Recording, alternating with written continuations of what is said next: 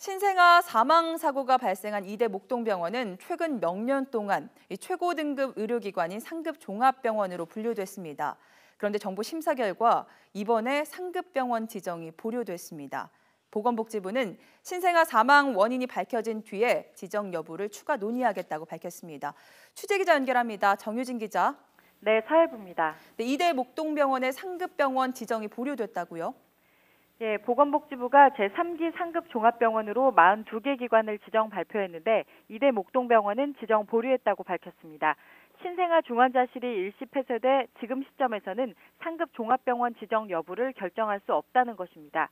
상급 종합병원으로 지정되기 위해서는 신생아 중환자실이 필수로 설치돼 있어야 합니다. 복지부는 이대 목동병원은 신생아 사망 원인 등이 밝혀진 뒤 지정 여부를 추가 논의하겠다고 밝혔습니다. 앞서 상급 종합병원 재지정을 위해 조사를 마무리한 복지부는 신생아 사망 사고가 발생한 뒤 이대 목동병원은 평가를 원점에서 재검토한 것으로 알려져 최종 발표를 앞두고 관심이 높았습니다. 보건복지부는 3년에 한 번씩 상급 종합병원 지정 결과를 내놓고 있습니다. 이대 목동병원은 상급 종합병원 지정이 시작된 지난 2012년 1기부터 2기인 지금까지 지위를 유지해 왔습니다. 상급 종합병원은 암, 중증질환 진료 등 난도 높은 의료 행위를 전문적으로 시행하는 종합병원을 뜻합니다.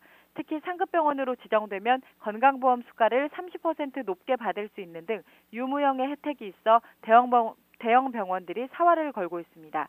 이대 목동병원은 상급 종합병원 지위를 유지하고 있지만 위생관리 문제가 취약하다는 지적이 잇따라 나왔습니다. 지난해 7월에는 신생아 중환자실 근무 간호사가 결핵 확진 판정을 받았고 지난 9월에는 생후 5개월 영아에게 투여되는 수액에서 벌레가 발견됐습니다.